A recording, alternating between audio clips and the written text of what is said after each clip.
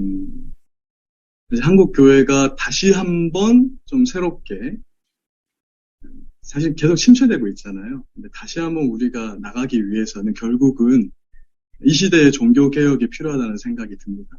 10월 31일이 종교개혁 주였습니다. 이번 주가 종교개혁 주일이었죠. 사실 기독교는 계속해서 개혁되어야 됩니다.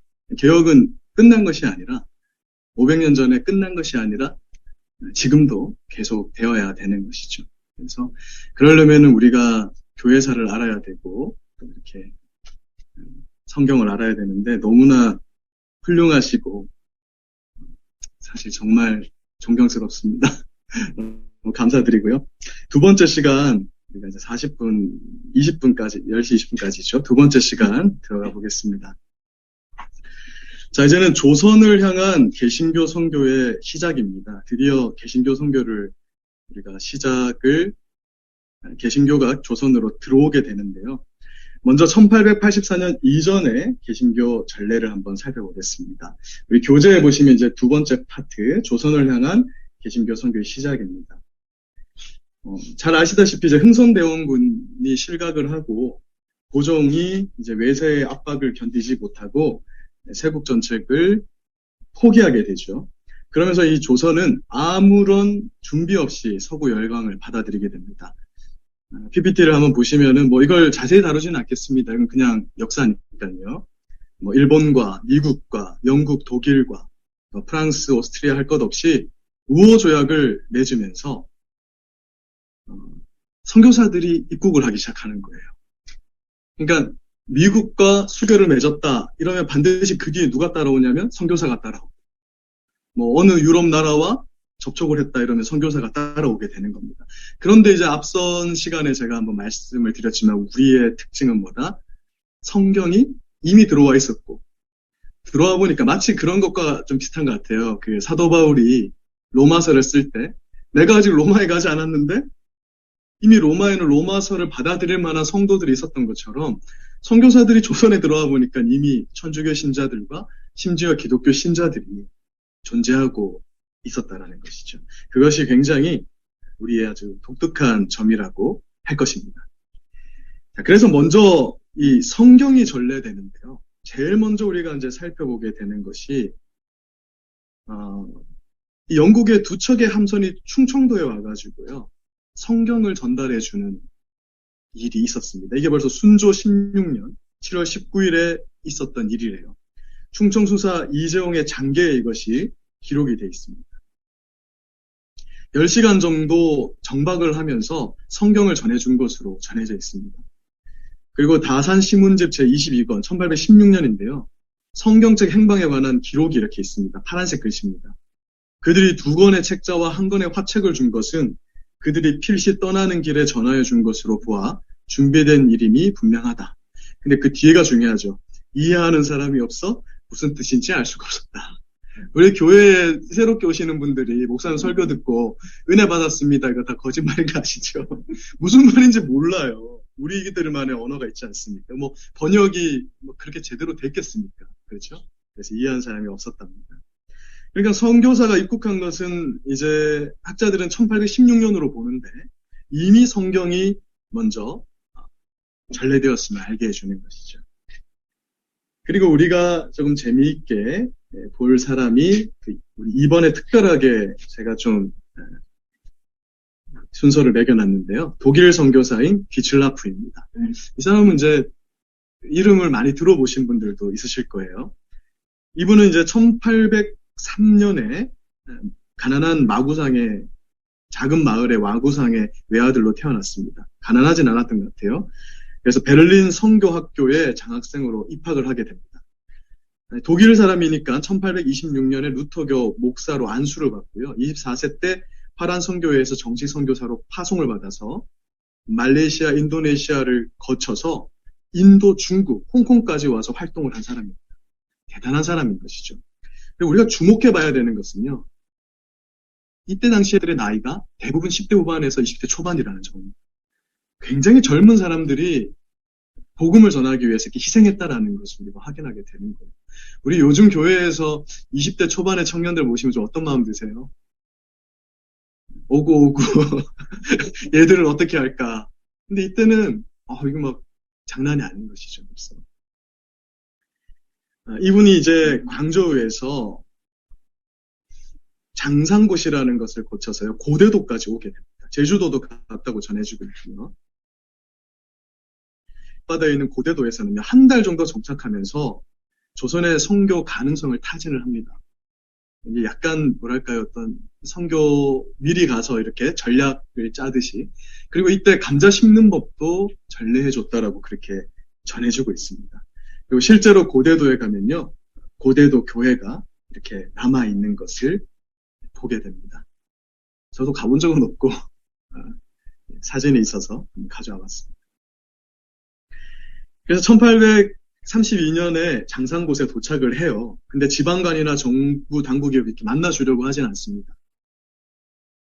1832년 7월 23일 충청도 보령 앞바다인 홍주만 고대도 앞에 정박을 하면서 뭐 어떤 서한이라든지 이제 왕에게 보내는 서한이겠죠. 선물, 성경, 전도지 등을 조선의 국왕에게 전해줄 것을 요청하는데 특사가 와요. 근데 그것들을 전부 다 돌릴 필요 없다 이런 식으로 된 것이죠. 그리고 왜냐하면 중국 황제의 허락 없이 외국과 통상이 불가하다 이렇게 통보를 하게 됩니다. 기출납부가 여기서 굉장히 의미심장한 말을 했다고 전해집니다. 조선은 중국의 속국이 아니지 않느냐. 너희들 왜 그렇게 사느냐. 이런 어떤 자립적인. 왜냐하면 뭐 서구에 이미 어떤 민주화된 그런 곳에서 계속 배출된 선교사 아니겠습니까? 네, 그렇게 전해졌다고 하고요. 조선 관리들로부터 약속받은 식량을 공급받고 해안을 떠나게 됐다 합니다. 그런데 이 기슐라프가 이렇게 평가를 합니다. 이때 이제 선교로 봐야겠죠. 한 달간의 선교를. 어쨌든 이는 하나님의 역사였다. 나는 이 땅에 뿌려진 진리의 씨가 소멸되리라 믿지 않는다. 하나님의 영원하신 섭리 가운데 하나님의 자비가 미칠 날이 오고 말 것이다. 그날이 오게 하기 위해서 십자가의 도를 애써 전파하지 않으면 안 될 것이다. 너무 대단하지 않습니까? 우리는 조선 땅에 광명의 아침이 찾아오길 기다린다. 이렇게 했는데요. 뭐 실제로 몇 년 후에 진짜 이제 선교사들이 조선에 들어오게 되고 조선에 정말 이 기독교의 역사가 전파되게 되는 그의 바람이 이루어지게 되는 그런 역사가 있게 되는 것이죠. 3번 로버트 토마스 선교사입니다. 토마스 선교사는 너무나 잘 아시죠? 예전에 뭔 웅이신데 하여튼 이분이 책을 썼죠. 토마스 선교사에 대한 책이 나와서 그리고 아마 한 10년, 15년 전쯤 된 것 같은데 토마스 선교사가 굉장히 떴었어요, 우리나라에. 왜냐하면 성경을 최초로 전해준 선교사로 이렇게 소개가 되면서 이 사람이 이제 사실은 좀 뭐 대단한 일이죠. 죽으면서까지 성경을 던져줬다. 이렇게 전해지는 자 아니겠습니까? 제너럴 셔먼호를 타고 이제 조선에 오게 됐는데 이분이 이제 영국 분이시죠. 웨일스에서 목사의 아들로 태어났고 이분도 보시면 이제 이미 24세 때 목사 안수를 받고 1865년이니까 24세 때가 1863년이니까 1년 후에 해봤자 26살 아니겠습니까? 조선의 황해도 소래 근처에 잠입해서 2개월간 정도 머물면서 쪽복음서를 판매했다고 전해집니다. 전해준 것이 아니고 그러면서 선교 활동을 벌였다고 해요. 그리고 1866년 8월 9일에는 미국의 상선인 제너럴 셔먼호의 항해사이자 통역관으로 탑승을 하게 됩니다. 그러면서 조선으로 오게 되는 것이죠. 아시다시피 통상을 요구했지만 거절당했고 대동강 만경대 강변의 한사정에서 도착을 했지만 평양 광군들의 마찰로 인해서 이 격침되게 되는 그런 일이라는 거죠. 그 기록에 보면 대동강 물에 식용유를 풀어가지고 불을 질러서 이 배를 타버리게 만들었다고 그렇게 전해지고 있습니다. 배의 승무원 23명 가운데 거의 대부분이 불에 타 죽고 물에 빠져 사망을 합니다. 토마스 선교사는 붙잡혀서 27세의 나이에 살해가 되게 되는 것이죠. 고종실록 3권에 이것이 기록이 되기 때문에 남겨지게 된 것입니다. 근데 여기서 이제 우리가 조금은 불편한 얘기를 좀 해야 돼요. 뭐냐면 여기에 질문이 있습니다. 토마스 선교사는 과연 선교를 위해서 왔을까? 통상 수교를 위해서 온 것일까? 이것이 굉장히 중요한 우리의 질문거리가 되는 겁니다. 자, 우리 한국 교회가 가지고 있는 독특한 것이라면 또 하나의 독특한 것이 있어요. 그게 뭐냐면, 선교사 하면은 꾹뻑 좋습니다. 선교사가 영웅시대에 있죠. 선교사를 욕하거나 선교사에 대해서 우리가 다시 한번 숙고해보자, 재평가해보자 이러면은 별로 좋아할 사람이 없을 거예요. 그런데 우리가 숙고해봐야 됩니다. 왜냐하면 이때 선교사들이 정말 순수한 마음만으로만 한국에 왔습니다. 뒤에 좀 다음 주에 아마 살펴보게 될 것 같은데, 알렌 선교사 같은 경우는 뭐 병원도 지어주고 많은 좋은 일을 했지만, 사실은 미국에게 어떤 광산 채굴권, 우리나라 이권을 상당히 많이 주는데 중추적인 역할을 합니다, 선교사들이. 이것은 굉장히 우리가 생각해 볼 문제라는 것이죠.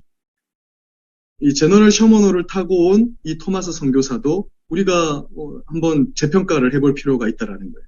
뭐냐면 순수한 선교의 목적만을 가지고 왔는가? 아니면 서구 열강의 길잡이 노릇을 한 선교사였는가? 뭐 이런 것들을 우리가 한번 살펴볼 필요가 있다라는 것입니다. 물론 우리가 잊지 말아야 될 것은 그 젊은 나이에 죽으면서까지 우리에게 성경을 전달해 준 그의 업적, 하나님의 섭리 안에서 인간의 어떤 부족함마저도 선으로 바꾼 하나님의 섭리적인 관점을 우리가 봐야 되지만, 이런 건 재평가해봐야 된다는 것이죠. 왜냐하면 우리나라가 지금은 선교사를 전 세계에서 두 번째로 많이 보낸 나라가 됐고, 실질적으로 매년 보내는 현재형으로 따지면 우리나라가 선교사를 가장 많이 보내는 나라가 됐을 겁니다. 우리나라의 선교사들은 과연 어떤 마음으로 선교를 나가는가, 이 부분을 또 살펴봐야 되는 거예요. 과연 우리나라 선교사가 동남아시아라든지 우리나라보다 우리가 경제적으로 좀 열세한 나라로 이렇게 선교를 나갔을 때, 우리가 그들보다 좀 우위의 입장에서 그들을 깔보는 어떤 그런 파송되고 있지는 않는가, 이런 것들을 살펴봐야 돼요. 그들이라든지 그들이 가지고 있는 독특한 시하고 한국의 것을 한국 선교사가 우리도 사실은 지금 한국 초기 교회사를 지금 살펴보고 있다. 우리 역시도 성경적이지 못한 것들이 많고 개혁주의적이지 못. 우리 선교사가 우리의 것이 최고 심어버리거든요. 그래서 사실은 갈등이 많습니다. 그래서 이제 선교단체 출신이기 때문에 아는 선교사님들이 계시는데, 한국 선교사의 특징이 있어요. 연합을 못해. 다 자기 생각을 가지고 있답니다. 큰신 후계자를 잘 세우지를 못하는 거예요. 믿지를 못해요.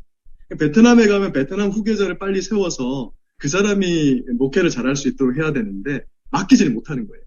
이런 부분들의 반성은 어디에서 시작되냐면, 우리나라에 처음 복음을 전해준 이 선교사들에 대한 재평가가 있을 때에만 우리가 이런 것들을 한번 생각해 볼 수 있는 겁니다. 우리 다 성도분들이시고, 다 교회 다니면 직분자, 권사님, 장로님 거의 다 이제 많으시고, 선교 후원해달라고 찾아오시는 경우들이 있잖아요. 그러면 잘 살펴봐야 돼요. 우리는 선교사니까, 좋은 뜻에서, 선교사가 오죽하면 이렇게 할까, 막 이렇게 퍼주는데, 사실상 여러분 선교지 나가보면요, 가짜 선교사님들 많거든요. 저는 제가 직접 확인을 했습니다. 그러니까 선교를 꾸미는 거예요. 왜? 한국으로부터 후원을 받아야 내가 먹고 살 수 있습니다. 근데 이제는 이제 좋은 게 좋은 우리는 넘어선 겁니다. 성숙해져야 되고, 정말 성경적인 것이 무엇인지를 제고해야 되는 그런 데 와 있는 것이 아직 토마스 선교사와 같은 이런 분들을 통해서 우리가 한번 살펴봐야 될 문제점. 자, 개신교 선교 이전에 성경이 먼저 전달됐다고 했죠. 그래서 로마 카톨릭에서 먼저 성경을 본다. 그런데 로마 카톨릭의 성경 번역은 약간 쪽복음 개념이었어요. 부분 이렇게 성경이 번역이 돼서 우리에게 전해집니다. 예수의 선교사인 디아즈 신부의 성경 직해, 또 마이아 신부의 성경 광익, 그리고 최장현이 번역한 성경 직해 광익, 이런 것들이 있는데요. 이런 전해주고 있습니다. 이건 이제 천주교에서 번역한 하나의 이제 쪽복음, 우리가 흔히 이제 완전한 번역본이 아니고 이렇게 번역본이 되는 것이죠. 이런 책들이 있었고요. 자, 개신교 내에서 번역된 최초의 성경을 이야기할 때 우리는 존 로스라는 분을 기억해야 됩니다. 이 정도는 이제 우리가 좀 기억해두고 외워두면 좋아요. 한문 성경을 전수받아서 이성아, 서상윤, 백홍준이 예수 성교 복음 전서, 이것은 신약 성경 전체를 번역했기 때문에 3,000부가 출판이 됐다라고 전해지고 있습니다. 존 로스의 도움을 받아서 한국어로 번역을 하게 된 것이죠. 지금 이렇게 예수 성교, 누가복음 이렇게 해서 전해지고 있습니다. 이것은 이제 예수 성교 전서라 해서 신약 복음 전체가 번역된 것입니다. 그리고 우리가 기억해야 되는 사람이 바로 이수정이라는 분입니다. 이 이수정이라는 분은요, 우리 지금 교재는 그림, 거기 보이시죠? 그림 위의 문단입니다. 존 로스의 1885년 신사유람단 자유수행원이었던 이수정을 중심으로 마가복음의 번역사인 마가의 전복음 서연해가 번역이 됩니다. 읽기도 좀 어렵죠. 예전의 글씨라서. 그래서 이제 이수정은 일본에서 이 쯔다세를 만나서 복음을 전해 듣고 세례까지 받고 기독교인이 되는 겁니다. 이제는 천주교가 아니라 진짜 기독교인이 나타나게 된 것이죠. 이게 이제 이수정 일본 사진이고요. 일본 유학 당시 찍은 사진입니다. 자, 존 로스는 한국의 성경 번역에 대해서 이렇게 평가하고 있습니다. 최초의 한글 성경 발생이 조미조약 체결과 거의 동시에 이루어졌다는 것은 하나님의 섭리이다. 교문, 이게 이제 간도 근처 어떤 조선으로 들어오는 입구 같은 곳이었던 것 같아요. 열린 문이 되면 곧바로 복음이 전달되게 될 것인가 하기에는 성경이 이미 들어가 있다. 그러면 우리 선교사들이 들어가면 여기는 이제 조선단은 정말 될 것이다. 이렇게 평가를 했다고 전해주고 있습니다. 자, 그리고 조선에 이제 그렇게 해서 각국의 선교사들이 이제 막 입국을 하기 시작하는 겁니다. 1884년 7월과 12월에 이제 성경이 먼저 전파된 이 조선 땅에 선교사들이 도착을 하는데요. 이미 선교사들을 보내달래 도착을 하게 된 겁니다. 미국 사람들이요, 조선에 선교사를 보내주시오. 조선은 아직도 선교의 문이 닫혀 있어 모른 채 가난에 시달리며 비참하게 살아가고 있습니다. 그러니 조선에 선교를 보내주시오. 이런 어떤 이 조선에 와달라라는 이런 것이 막 신문에도 실리고요, 잡지에도 실리고 교회에서 이것이 막 간증되기도 하고 이러면서 선교사들이 본격적으로 이제 조선에 오게 됩니다. 그전 조선이란 땅이 있니? 중국, 일본은 아는데 조선? 거기가 어디야? 그런데 막 그 무디라든지 찰스핀이라든지 부흥 집회 막 하는데 조선이 우리를 찾고 있다. 미국에서 큰 학생 운동이 이때 당시 일어나거든요. 대학생들의 그 어떤 부흥 집회. 그럼 하면서 오늘 선교 나갈 사람 손 드십시오 해서 이제 막 들어오기 시작하는 거예요. 근데 문제는 뭐냐면 준비되지 않은 상태에서 들어오다 보니까 너무나 아쉬운 죽음이죠. 우리 주님 안에서 헛된 죽음은 없지만 아쉬운 죽음들이 많았다는 것이죠. 조선의 풍토에 대한 이해도 없었고 이해가 있었겠습니까? 너무나 사실은 안타까운 것이죠. 그러면서도 우리에게는 한 가지 신앙적 의문이 생기는 것입니다. 하나님은 왜 그런 방법으로 하실까? 왜 우리 기독교는 피해 역사일까? 예수 그리스도께서 그렇게 복음을 완성하셨기 때문에 그런 것이겠지만 우리는 이런 질문과 의문을 가져봐야 돼요. 그냥 그냥 우린 죽어야 돼 이런 게 아니라 의미를 생각해 봐야 됩니다. 그러니까 정말 저는 생각할 때 우리 한국 교회는 지금 질문이 필요한 시대예요. 왜 지금 한국 교회에 우리 교회에 이런 문화가 지금 있게 된 것이지?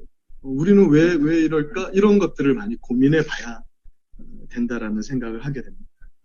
자, 18세기 후반부터 시작된 이 해외 선교에 대한 관심은요, 구미 열강의 식민지 정책과 맞물려서 현지인들이 복음을 받아들이는데 방해가 되는 또 부정적인 요소로도 작용을 합니다. 왜 안 그렇겠어요? 자, 우리를 침략하러 온 나라에서 예수 믿으시오 하고 전도하기 시작하는 거예요. 그래서 우리 조선 사람들이 본격적으로 마음을 열게 되는 건 언제 가야 이루어지는 일이라면 아마 다음 시간에 이걸까지 갈 수 있을지 모르겠는데 1907년 평양 대붕 운동 가야 됩니다. 근데 하디 선교사가 조선 사람들에게 일어나서요. 자기가 이제 자리에서 일어나서 내가 당신들을 지금까지 깔봤다.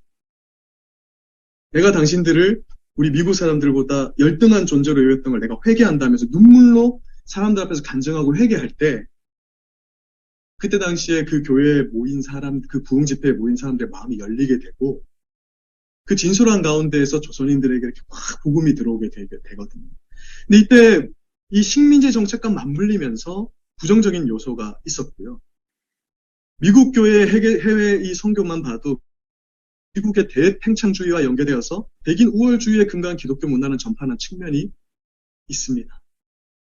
그들의 것이 최고. 그래서 그냥 이거 근사인지 모르겠는데 다분히 미국적이에요. 우리는 미국 교회 가서 예배드리면 크게 감이 없을 거예요. 아마. 유럽만 가도요. 좀 다르다 이렇게. 남미, 아프리카 가면 뭐 더 이상하죠. 굉장히 미국적일 수밖에 없는. 이런 것이 사실은 지금 이제 정치적인 것까지 연결돼서 굉장히 미국과 우호 관계는 이제 맺어야 되는데 사대주의적인 어떤 그런 모습들. 그런 것들이 사실은 이미 이게 한국에 복음이 들어오는 이 시점과 맞물리면서 이런 일들이 생겨나게 됐다라는 것을 우리가 생각해 볼 수 있어요. 질문이 생기는 거예요. 이러한 시대적인 현실에도 불구하고 선교사들의 복음에 대해도 의심스러운 것으로 봐야 하는가? 왜냐하면 백인 우월주의에 근거한 기독교 문화의 전파라는 시각으로만 보면은 우리가 그 순수한 열정이 아무런 의미가 없는 것으로 또 치부될 수가 있는 거예요. 그러니까 우리가 반성을 하는데 한쪽으로 치우치면은 이렇게 되는 거죠. 아유, 그거 뭐 그러면 그 나쁜 놈들이네. 이렇게 끝나면 안 되는 거죠. 하나님의 섭리적 측면에서 보자면 하나님은 이 모든 것을 사용하셔서 한반도에 복음을 전파하셨다고 볼 수 있는 거예요. 그러니까 우리는 양면적인 시각을 가져야 됩니다. 하나님의 큰 틀도 봐야 되고 또 그 원인도 이 거시적인 것과 미시적인 것을 같이 좀 살펴볼 수 있어야 되는 겁니다. 조선과 관련하여서도 이러한 면도 인정되어야 합니다. 병원과 학교를 세워서 현재 사람들에게 많은 문명의 혜택을 준 것은 분명 감사한 일이죠. 그들의 목적이 어찌 되었든 간에 이런 하나님의 선으로 바꾸신 것입니다. 할 때 빼놓을 수 없는 사람이 박서영이라는 분이시죠. 이분은 백정 출신인데 의사가 됩니다. 어떻게 이런 일이 가능했냐면 이게 선교사의 또 역할이 있었다라는 것이죠. 모삼열 선교사, 사무엘모 선교사인데 이름마저도 한국식으로 바꾼 분들이 여럿 있습니다. 이 모삼열 이 선교사가 했던 운동이 뭐냐면 백정들을 해방시키는 운동을 하게 됩니다. 여러분 이것이 그때 당시에 조선 후기의 상황 속에서 조선인들이 자발적으로 이런 것들을 할 수 있었겠습니까? 선교사에서 이런 역할들. 그리고 한 가지 우리가 살펴보게 되는 것은 1896년 2월 갑오개혁이라는 것이 일어나게 되면서 양반과 평민의 신분이 타파되고 백정과 광대 등 천민신분 폐지 이런 것들이 법령으로 공포되게 되는 겁니다. 여기서 우리가 한번 질문해 봐야 되는 것은 뭐냐면 이것이 조선이 주체해서 한 개혁이 아니라 약간 일부에서 타율적인 합의에 의해서 힘에 의해서 이루어진 서구적인 근대화 과정이었고 여기에서 우리가 이제 역사관이 뒤틀리면 많이 혼하게 됩니다. 자, 조선의 근대화와 악습, 신분제 등이 타파되었다는 것은 하나님의 섭리적 입장에서 무엇을 말해주는 것인가? 이번에도 뭐 어떤 국회의원이었나요? 어떤 분이 그런 말을 했고 예전에 어떤 총리께서도 그런 말을 했지만 일본이 한국을 침략한 것은 하나님의 뜻이었다 이렇게 발언을 했잖아요. 그런 것들 들을 때 이제 우리 사실 일반 국민들의 입장에서는 정말 가슴을 치게 되는 것이죠. 어떻게 저런 말 그게 어떻게 하나님 뜻인가 싶기도 하면서도 근데 또 우리 기독교인들의 마음속에는 또 뭐가 있냐면 모든 것이 하나님의 섭리인데 모든 것이 하나님의 뜻이 있는데 그런 거 아니야? 이런 생각을 하게 되지 않습니까? 이것이 바로 요 부분에서 있잖아요. 이게 우리의 교회관, 역사관이 한국 교회사관이 뒤틀려서 그런 거예요. 우리는 개혁주의적 시각으로 봐야 되는 거예요. 이걸 이중적으로 볼 수 있어야 되는 거예요. 하나님이 섭리, 하나님의 섭리, 하나님의 작정, 하나님의 뜻 이것을 얘기할 때는 여러분 뭘 생각해야 되냐면 하나님은 우리에게 충분한 자유의지를 주시고 선택권을 주시기 때문에 인간은 언제든 악을 행할 수 있습니다. 그러니까 일본은 악을 행한 거예요. 일본은 악한 일을 하기 위해서 이런 일들을 한 것입니다. 그런데 하나님은 우리가 하나님 입장에서 눈으로 볼 때는 하나님은 그 악마저도 선으로 바꾸시는 분이니까 그 일본의 이 조선을 통치하는 이 기간을 통해서 대한민국에는 신문제가 타파되게 되고 그래서 복음이 아주 어떻게 보면 아주 일순간에 전 국민이 그냥 기독교의 복음을 전달받을 수 있는 그런 환경이 마련된 것이잖아요. 근데 그것이 일본 덕분이라 얘기하면 안 되는 거예요. 일본은 악을 행했는데 하나님이 그걸 바꾸셨다. 이제 이게 개혁주의적인 역사가 시각인 겁니다. 이것이 없으니까 장로님이신데도 총리라는 자리에 올라가서 그건 하나님의 뜻이라고 막 그런 식으로 그렇게 얘기할 수 없는 거죠. 이제 오늘 수업이 좀 마무리가 돼 가는 시점인데요. 여러분들은 동일본 대지진을 어떻게 바라보고 계십니까? 이긴 하죠. 동일본 대지진의 쓰나미가 이렇게 확 몰아쳤을 때요. 한국교회에 아주 많은 목사님들이, 심지어는 우리가 이름만 대면 알만한 목사님들이 그 다음 주에 이렇게 설교를 했습니다.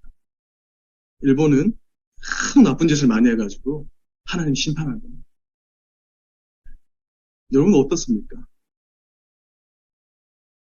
우리도 그렇게 생각하기가 쉬워요. 왠지 아십니까? 우리 너무나 가슴 아픈 사건이 지난주에 있었죠. 이태원에서 압사 사고가 있었습니다. 근데 너무나 가슴 아픈 게 뭐냐면요. 그게 토요일이었죠. 토요일이었습니다. 근데 그 다음 날이 일요일이었잖아요. 주일이었잖아요. 그날 많은 한국교회의 목사님들이 그 주일 설교로 뭘 설교했냐면 그 악한 문화 거기에 참여해서 그들이 죽었다고 했어요. 저는 모르겠습니다. 우리 성도님들의 입장에서 그러니까 목회자가 아닌 우리 성도님들 입장에서 그런 설교를 들을 때 어떤 마음이 드시는지 저는 솔직히 모르겠습니다. 그런데요. 댓글을 보니까 뭐 이런 말들이 있더라고요. 뭐 어른들이 미안해라면 뭐가 미안해 막 하는 막 댓글도 달리고 이런다던데 우리 기독교인들은 미안해하는 마음을 가져야 돼요. 회개해야 돼요. 왜냐? 여러분 에스더 시대에 보면은 하만이라는 자가 등장을 해서 이스라엘 백성들, 유다인들을 완전히 멸절하게 되는 일이 발생하지 않습니까? 근데 그 하만은 아각 사람이요. 아말렉 족속이지 후예지 않습니까? 하나님이 아말렉은 영원한 적으로 두셨고 사울이 왕이 됐을 때 하나님이 명령하시죠. 저 아말렉을 완전히 멸절하라. 하나님이 헤렘을 명령하셨습니다. 그것은 오늘날로 따지면은요, 에베소서 6장 말씀이 되는 겁니다. 사탄의 권세, 사탄의 우리가 예수를 믿고 구원받았지만 우리의 과거의 죄의 습관들이 있습니다. 죄의 아말렉이 있어요. 하나님 우리에게 요구하시는 것은 그것은 영적 전쟁을 하면서 너희가 그것이 커지지 못하도록 하라는 겁니다. 우리 일평생이 영적 전쟁을 해야 되거든요. 만약에 너희가, 왜냐하면요, 이렇게 되는 거예요. 여러분, 우리가 죄 한 번 짓는다고 하나님이 곧바로 벌 주지 않습니다. 그러면 우리 인간들은요, 너무 악하기 때문에 이렇게 생각하게 됩니다. 한번 죄 지었는데 하나님 안 때리시네? 괜찮네? 2번, 3번, 4번이 되면요. 야, 즐기며 살자. 괜찮아. 그렇게 이렇게 천국 가면 돼.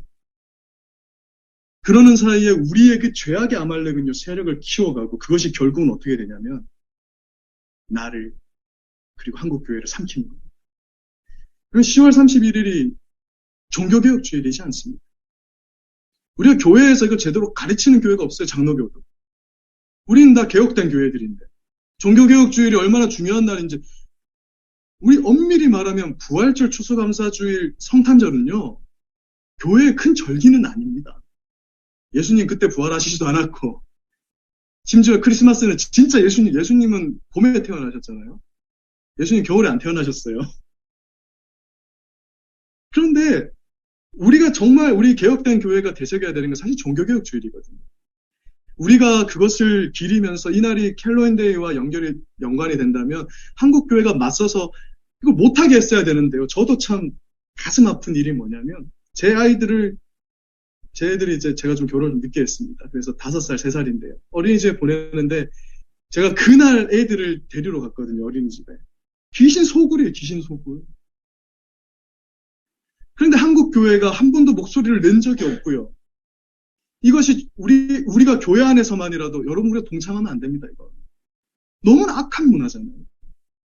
그걸 그냥 뒀단 말이죠.